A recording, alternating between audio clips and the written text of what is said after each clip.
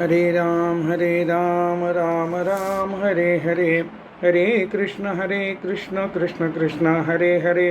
पुंडलिक वरदा हरी विठ्ठल श्री ज्ञानदेव तुकाराम सद्गुरु श्री ज्ञानेश्वर महाराज की जय. जगद्गुरु तुकाराम महाराज की जय. पंढरीनाथ भगवान की जय.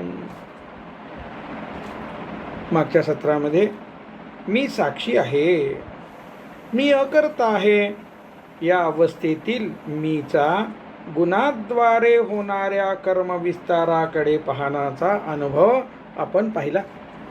आता या सत्रामध्ये गुणातीत झालेल्या पुरुषाची लक्षणे म्हणजे गुणातीत होण्यापूर्वी अंगीकारावयाची साधना आणखी एका शब्दात सांगतो. जी उत्तम पुरुषाची, उत्तम भक्ताची, उत्तम योग्याची जी लक्षणे सांगितलेली असतात, ती लक्षणे प्राप्त करणे हे साधकाचे, जिज्ञासूचे, मुमुक्षूचे ती काय आहे, ते गुण प्राप्त करून घेणे ही साधना असते. आणि म्हणून गुणातीत झालेल्या पुरुषाची लक्षणे म्हणजे ज्यांना गुणातीत व्हायचं आहे त्यांच्याकरता साधना. अर्जुनाने श्लोक क्रमांक 21 मध्ये भगवंतांना गुणातीत झालेल्या पुरुषाची लक्षणे अर्थात अनुभव व गुणांना उल्लंघून जाण्यासाठीचे उपाय विचारले. त्यावर भगवंतांनी पुढील 5 श्लोकाद्वारे साधना सिद्धीस गेलेल्या पुरुषाची लक्षणे सांगितली आहेत. जी साधना सिद्धीत जाण्यापूर्वी साधना म्हणजे उपाय म्हणून अंगीकारावयाची आहेत असे लक्षात घ्यावे. अर्जुनाच्या प्रश्नाच्या उत्तरात भगवंत म्हणतात, हे पांडवा म्हणजे अर्जुना, सत्वगुणाचे कार्य प्रकाश, रजोगुणाचे कार्य प्रवृत्ती आणि तमोगुणाचे कार्य मोह यांची प्राप्ती झाली असता गुणातीत झालेला पुरुष त्यांचा द्वेष करीत नाही. तसेच ते निवृत्त झाल्यावर म्हणजे गुण नाहीसे झाल्यानंतर तो त्यांची आकांक्षा, इच्छा, अपेक्षा करीत नाही. श्लोक क्रमांक 22 मध्ये हे भगवंतांनी स्पष्ट केलेलं आहे. तो श्लोक क्रमांक 22 मी वाचतो. श्री भगवानुवाच प्रकाशंच प्रवृत्तींच मोहमेव च पांडव न द्वेष्टि संप्रवृत्तानि न निवृत्तानि कांक्षती. 3 पैकी एका गुणाचे अधूनमधून उत्कर्षित होणे प्रकृतीच्या स्वभावाप्रमाणे गुणातीत व्यक्तीच्या बाबतीतही सुरू असते. अशा परिस्थितीत गुणातीत पुरुषास येणारा भगवंतांनी वर सांगितलेला अनुभव माऊली पुढील प्रमाणे स्पष्ट करतात. रजोगुण माजल्याने जेव्हा कर्म आरंभ होतो, गुणातीत पुरुष प्रवृत्तीने आवृत्त होतो, तेव्हा मी करता म्हणजे कर्म करीत राहणारा कर्मठ आहे असा कर्तृत्व अहंकार त्याच्या ठिकाणी येत नाही व कर्म संपले असता बुद्धीचे मलूल होणे असे त्याचे होत नाही. म्हणजे बुद्धीस काम नसते व ती आत्मरूपाने स्थिर झालेली असते. माऊलींनी ओवी क्रमांक 327 आणि 328 मध्ये हे स्पष्ट केलेलं आहे. आणि म्हणून त्या 2 ओव्या या ठिकाणी मी वाचतो. तरी रजाचे नी माझे देही कर्माचे आनोजे प्रवृत्ती जै घेईजे वेटाळूनी. पुढची ओवी. तै मीची का कर्मठ ऐसा नये श्रीमाठ का दरिद्रलिये बुद्धी वीट तोही नाही. 328, 327 आणि 28. सत्वगुण आत्म्यास सर्वात जवळचा आहे, आत्मानुभवास कारक आहे. पण कारण परत्वे आनंद म्हणजे सात्विक सुख आणि आध्यात्मिक शब्दज्ञान प्राप्त झाल्या असल्याचा अहंकार याद्वारे साधकास बांधणे हा सत्वगुणाचा स्वभाव आहे. आत्मानुभूतीसाठी म्हणजे निरुपचार आत्मानंद प्राप्तीसाठी गुणातीत होणे, सत्व रज तम या 3 गुणांच्या पलीकडे जाणे आवश्यक आहे. आणि त्यासाठी आपण ओवी क्रमांक 151 आणि अध्याय क्रमांक 2 ह्याचं जे काही अत्यंत विस्तारपूर्वक चर्चा झालेली आहे त्यातला काही भाग आपण आता पाहूया. अर्जुना ऐसा हा जाणावा, सकाळात्मको देखावा, मग सहजे शोक आघवा, हरेल तुझा. अध्याय 2 ओवी क्रमांक 151. अर्थ पाहूया. अर्जुना, आत्मा अशा प्रकारचा आहे हे जाणावे म्हणजे अनुभवावे. कसा?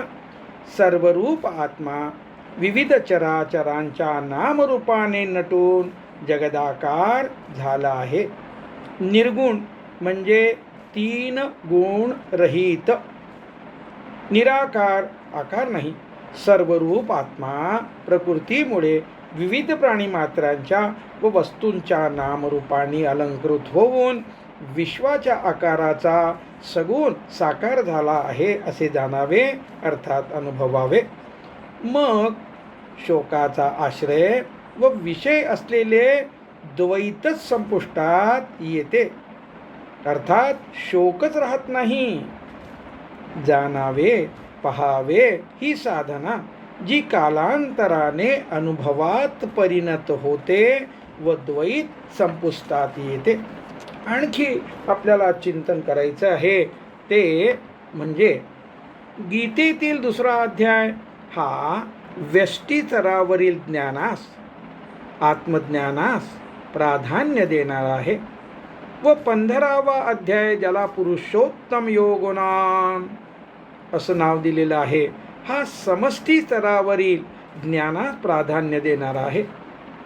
माऊलींनी अध्याय क्रमांक 16 आणि ओवी क्रमांक 44 मध्ये स्पष्टतेने नमूद केल्याप्रमाणे माऊली 15व्या अध्यायात समष्टी स्तरावरील ज्ञान जेव्हा सांगतात तेव्हा ते ज्ञान आत्म्याची अनुभूती सुद्धा कशी आणून देईल अशा पद्धतीने सांगतात. 15व्या अध्यायाबद्दल 16व्या अध्यायामध्ये माऊलींची ओवी क्रमांक 44 अशी आहे. पाठी उत्तम पुरुष म्हणजे 15वा अध्याय, शब्दाचे करुणी मीश, दाविले चोख आत्मतत्व. समष्टी ज्ञानाची व आत्मज्ञानाची स्वतःच्या प्रतिभा संपन्नतेने, अनुभव समृद्धतेमुळे या दोन्ही ज्ञानाची विलोभनीय गुंफण करतात. फक्त शब्दज्ञानी असणारे जेव्हा अशा ओव्यांचा गद्यानुवाद करतात तेव्हा भाषेत क्लिष्टता येणे साहजिक असते. असे क्लिष्ट करून सांगितलेले ब्रह्मज्ञान आत्मज्ञान समजू लागले. ब्रह्मज्ञान स्पष्ट करण्यासाठी अध्यापनात शब्दाची क्लिष्टता येऊ लागली की समजावे लेखक वाचक, अर्थात ही जोडी झाली. दुसरी जोडी प्रवचनकार श्रोता, ही जोडी विद्यानंदात गूढरम्यतेत वाहत जात आहे. दोघांचेही त्रिपुटीतील ज्ञान, शब्दज्ञान, परोक्ष ज्ञान उत्तरोत्तर समृद्ध होत आहे. अशा पद्धतीने शब्दज्ञानाने समृद्ध होत जाणे साधकास सात्विक आनंद मिळवून देते. आध्यात्मिक ज्ञान समजण्यातील आत्मविश्वास वाढवित जाते. अजून खोलात जाऊन समजले तर मला निर्गुण साक्षात्कार होईल या आशेत व क्लिष्ट ज्ञानातील गूढ रम्यतेत गुंतवून ठेवते. अशा रीतीने उत्तरोत्तर वाढत जाणारे आध्यात्मिक शब्दज्ञान सत्वगुणाद्वारे बांधून ठेवते आणि साधक गुणातीत होत नाही. साधक आत्मानुभूती संपन्न होत नाही. तळहातावर ठेवलेल्या रत्नासारखा टळटळीतपणे आत्म्याचा अनुभव येणे म्हणजे आत्मानुभूती प्राप्त होणे व त्याद्वारे निरुपचार अविट आनंदाची प्राप्ती होणे, त्याच वेळी दुःखाची अत्यंतिक निवृत्ती होणे, हा जो गीता आणि ज्ञानेश्वरीचा मुख्य उद्देश आहे, तो मुख्य उद्देश सिद्धी जात नाही. आणखी सत्संग, आणखी वाचन या भानगडीमध्ये असं होतं हे खरं. शाब्दिक आत्मज्ञान ब्रह्मज्ञान सत्वगुणाद्वारे बांधते. ते कसं, त्याचं चिंतन या ठिकाणी करून पुन्हा आपण मूळ अध्यायाकडे जाणार आहोत. आत्मानुभूतीसाठी शाब्दिक आत्मज्ञान ब्रह्मलयात जाणे व गुणातीत होणे आवश्यक असल्याचे यापूर्वी या अध्यायातील म्हणजे अध्याय क्रमांक 2 ओवी क्रमांक 149 आणि 150 मधील विवेचनात विस्ताराने आले आहे.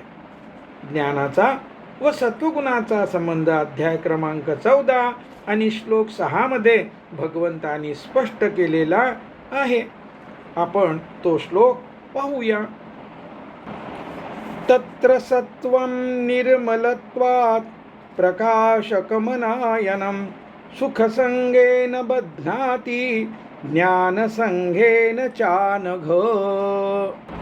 अर्थ, सत्वगुण निर्मल आहे. रज व तम गुणाप्रमाणे त्यात मलिनता नाही. रज व तम गुणात बंधाची दृढता, आवरण विक्षेप, शक्तीचे प्राबल्य ही जी उपद्रव क्षमता आहे ती सत्वगुणात नाही. या अर्थाने तो सत्वगुण उपद्रवरहित म्हणजे अनामयम आहे. सत्वगुण प्रकाशक आहे म्हणजे ज्ञानप्रदायक आहे, आत्म्याजवळचा आहे, आत्म्याजवळ नेणारा आहे. तथापि कारण परत्वे असलेले सुख आणि आत्म्यासंबंधीचे वृत्त्यात्मक शब्दज्ञान हे दोन्ही क्षीण असले तरी बंधच आहे, असे आपण आत्ता श्लोक क्रमांक 6 मध्ये पाहिले. भगवंतांनी सांगितलेल्या ज्ञानाचा बंध स्पष्ट करताना माऊली म्हणतात की असा जो ज्ञानी साधक आहे ना, त्याच्याबाबत काय घडतं. मग ज्ञाने चढफडी जाणिवेची खुरखोडी, स्वयं सुख हे धाडी हातीचे गा. ओवी क्रमांक 149 अध्याय क्रमांक 14. अर्थात प्राणी जशी खुराद्वारे धूळ उडवितात व स्वतः उडविलेल्या धुळीने भांबावून जातात, त्याप्रमाणे असा साधक मला ज्ञान प्राप्त झाले आहे या समजुतीच्या आत्मश्लाघारूपी लाथा झाडत प्राप्त झालेल्या शब्दज्ञानात चढफडत आत्मानुभूतीचा मार्ग धुंडाळत राहतो आणि सत्वगुणापासून गुणातीत न होता आल्यामुळे प्राप्त होऊ घातलेल्या आत्मसाक्षात्काराच्या सुखास दूर लोटतो, असं माऊलींनी या 149 मध्ये स्पष्ट केलेलं आहे. संस्कृतमध्ये गुण या शब्दाचा अर्थ दोरी. दोरीचे व्यसन नाकात घालून सशक्त बैला जसे पांगुळवाने म्हणजे नंदी बैल बनवतात, त्याप्रमाणे स्वसंवेद्य आत्म्यात सत्वगुण बांधून टाकतो. त्यामुळे सात्विक असलेल्या ब्रह्मज्ञानात गुंतून पडण्याऐवजी गुणातीत व्हावयाचे आहे. त्यासाठी शाब्दिक ब्रह्मज्ञानात गुंतून पडण्याऐवजी बुद्धीचे गुणातीत असलेल्या आत्म्याच्या अनुभवाच्या दिशेने केंद्रित होणे आवश्यक आहे. यानंतर आपण पाहणार आहोत याच अध्याय क्रमांक 2 आणि ओवी क्रमांक 226 मधील काही भाग पाहणार आहोत. ती ओवी अगोदर वाचतो. सुखी संतोषान यावे, दुःखी विषादान भजावे, आणि लाभालाभ धरावे मना माझी. आपल्याला मुख्य गोष्ट जी बघायची आहे ती सत्वगुण बांधतो. गुण म्हणजे दोरी, हा विषय बघायचा आहे. सुखाचा व सत्वगुणाचा संबंध स्पष्टपणे समजून घेणे आवश्यक आहे. प्रकृती त्रिगुणात्मक आहे. प्रकृतीतील प्रत्येक प्राणी, वस्तू, सुख दुःखादी विकार सत्व रज तम या 3 गुणापासून बनलेले आहेत. गुण या संस्कृत शब्दाचा अर्थ दोरी आहे. शिवणकामाचा दोरा असतो की बलदंड दोरखंड असतो, त्यांचा उपयोग नेहमी बांधण्यासाठीच होतो. हे लक्षात घेऊन बांधणाऱ्या दोरीचे अर्थात गुणांचे वर्गीकरण बांधण्याच्या प्रकारानुसार सत्व रज तम असे करण्यात आले आहे. सुखाचा व सत्वगुणाचा संबंध अध्याय क्रमांक 14 आणि 6 श्लोक क्रमांक मध्ये आपण तो पाहिला आहेच आहे. आता सुख व सत्वगुण यांचा संबंध पाहूया.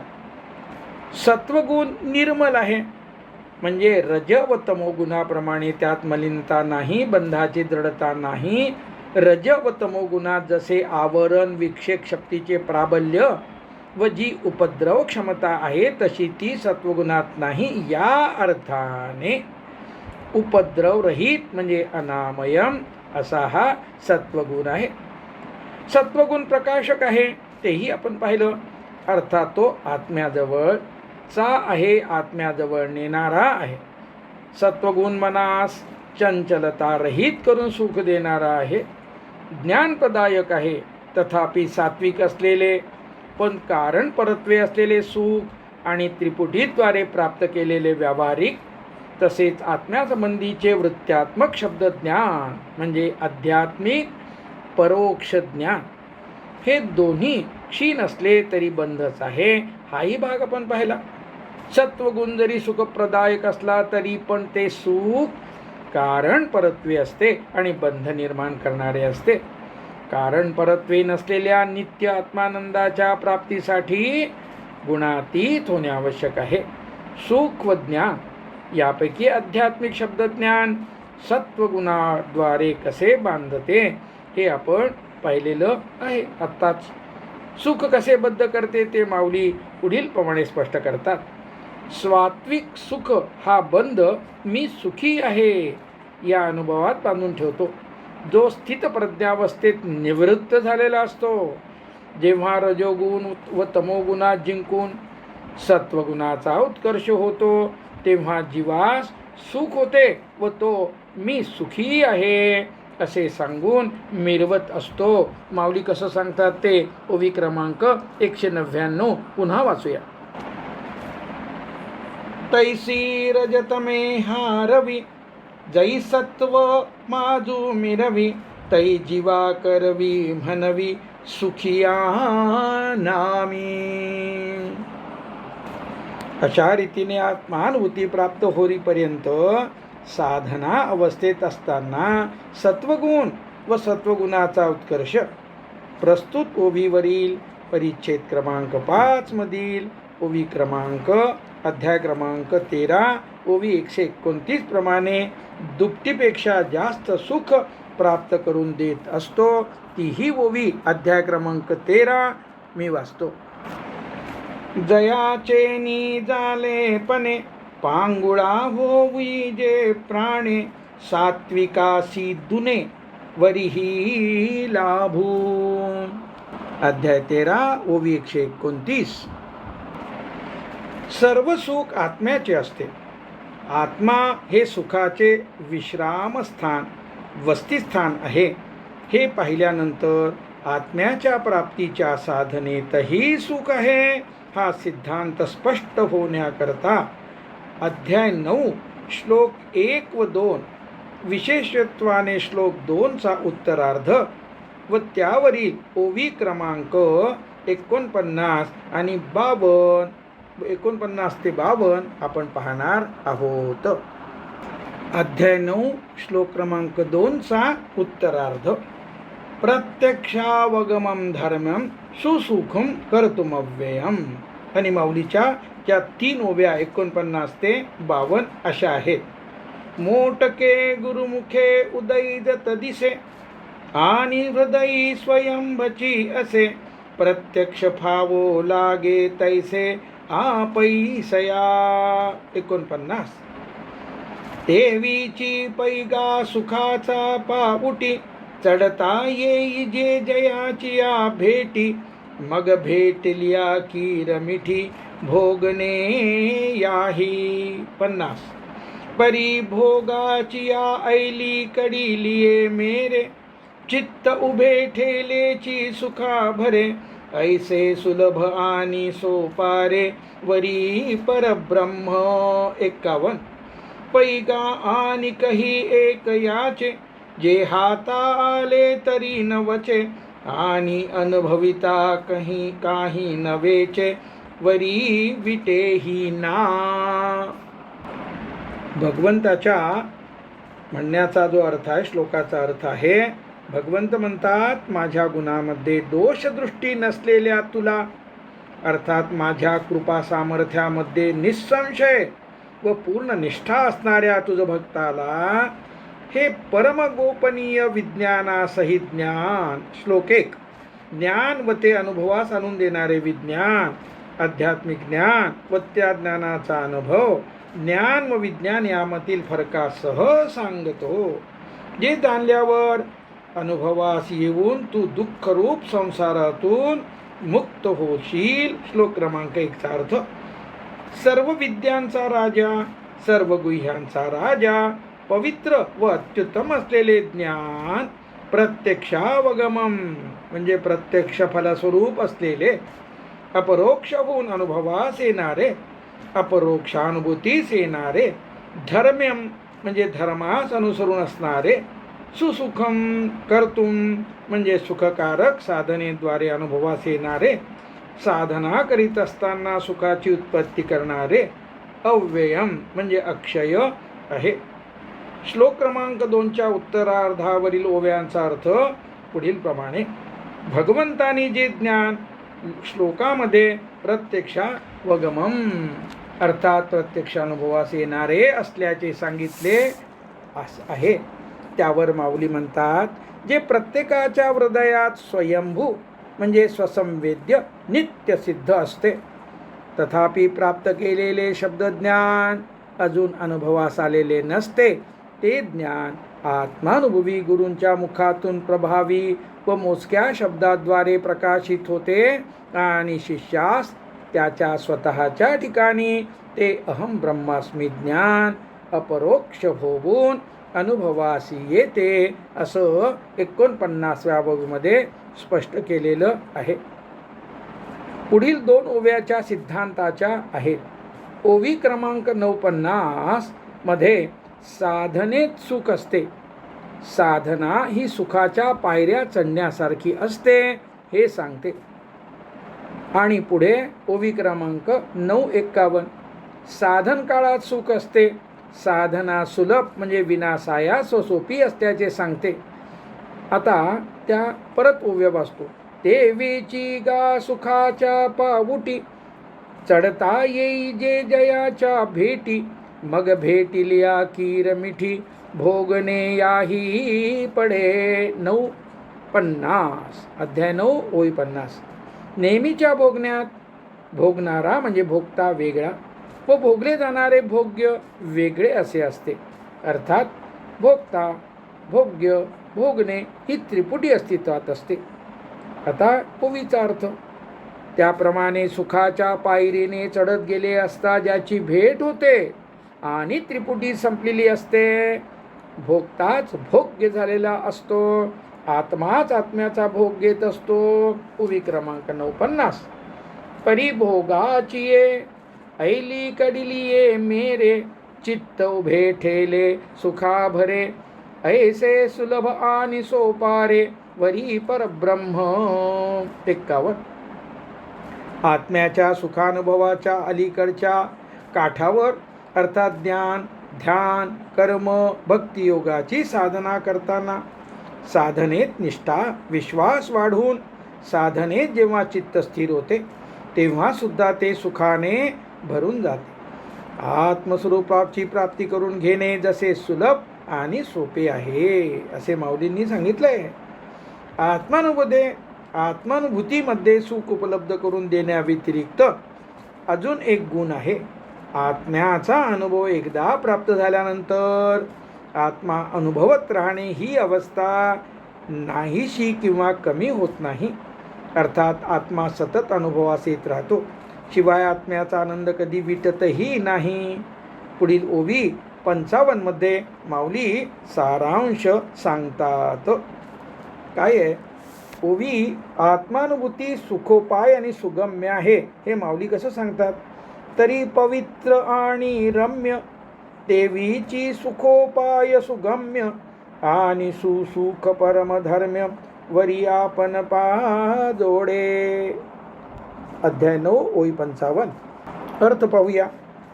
ते प्रत्यक्षावगमम म्हणजे प्रत्यक्ष अनुभवास येणारे ज्ञान, रागद्वेषादी विकाराच्या निवृत्तीद्वारे पवित्र करणारे, वाचण्या ऐकण्यासाठी रम्य असणारे, तसेच सुखकारक उपायांनी म्हणजे साधनेद्वारे सहजतेने प्राप्त होणारे आहे. ते ज्ञान समजण्यास अनुभवास सुलभ सोपे असून आपल्यालाच आपल्या ठिकाणी आत्मानुभूतीद्वारे प्राप्त होणारे असते. निरुपचार अमर्याद आनंद मिळवून देते. साधना करीत असताना साधना सिद्धी जाईपर्यंतच्या काळात सुखाची उत्पत्ती करते. म्हणून ते ज्ञान सुसुखव म्हणजे सुसुखम कर्तुम आहे.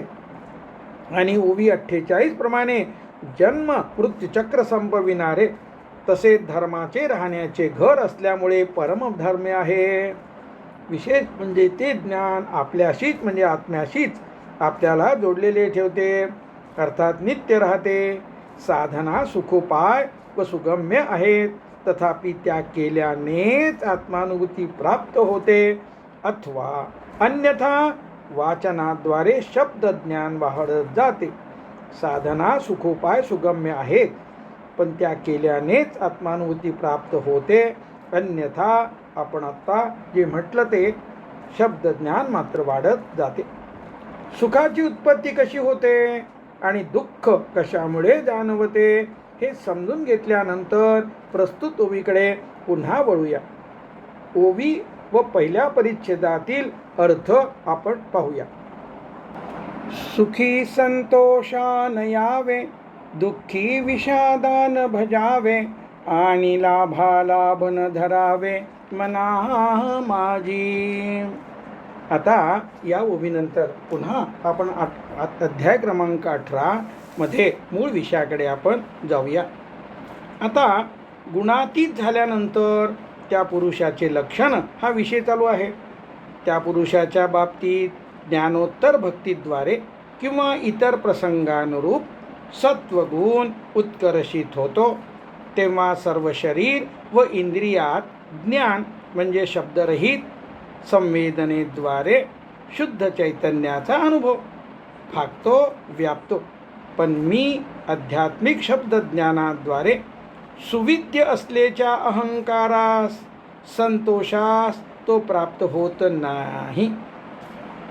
तमोगुण जरी वाढला तरी तो मोह म्हणजे अज्ञानांधकार व भ्रम म्हणजे विपरीत ज्ञान याद्वारे ग्रासला जात नाही. मला कळत कसे नाही असे कष्टी होत नाही. तमोगुणाचे कार्य असलेल्या मोहाच्या प्रसंगी तो ओवी 319 मध्ये वर्णिलेल्या ज्ञानाची इच्छा करीत नाही, जाणीवपूर्वक कर्मास रेटीत नाही, कर्मारंभ न झाल्यामुळे दुःखी होत नाही. हे सगळे जे काही वर्णन केलेले आहेत ते गुणातीत पुरुषाचे म्हणून केलेले आहेत. गुणातीत पुरुष अर्थात आत्मानुभूती प्राप्त पुरुष साक्षी भावात स्थित असतो. तो गुणाकडून विचलित केल्या जात नाही. गुण हेच गुणामध्ये वर्तत म्हणजे वावरत अर्थात कार्य करीत आहेत या अनुभवात स्थित असतो व या स्थितीपासून कधीही ढळत नाही. श्लोक क्रमांक 23 मध्ये हे स्पष्ट केलेलं आहे. श्लोक असा आहे. उदासीन वदासीनो गुणेर्यो न विचालते, गुणावर्तन्त इत्येव योवतिष्ठस्ति नेंगते. अध्याय क्रमांक 14 श्लोक क्रमांक 23. अर्थात साक्षीभावात राहणे ही साधना आणि त्यासोबत गुणागुणेषु वर्तन्ते ही साधना. अध्याय क्रमांक 5 श्लोकमध्ये 9 आणि त्यामध्ये आपण सांगितलेली आहे. या 2 साधना गुणातीत होण्यासाठी आवश्यक आहे. गुणातीत पुरुषाचे श्लोक 23 मधील लक्षण जो आत्ता आपण वाचला, गुणातीत पुरुषाचा अनुभव माऊली कसा स्पष्ट करतात हे पुढच्या सत्रामध्ये आपण पाहणार आहोत. पुंडलीक वरदा हरी विठ्ठल श्री ज्ञानदेव तुकाराम सद्गुरु श्री ज्ञानेश्वर महाराज की जय. जगद्गुरु तुकाराम महाराज की जय. पंढरनाथ भगवान की जय. विठ्ठल विठ्ठल विठ्ठल. पुंडलीक वरदा हरी विठ्ठल श्री ज्ञानदेव तुकाराम सद्गुरु श्री ज्ञानेश्वर महाराज की जय. जगद्गुरु तुकाराम महाराज की जय. पंढरनाथ भगवान की जय. यानंतर 20 मिनिटाचं ध्यान आणि त्यासाठी सिद्धमंत्र. माझी माऊली.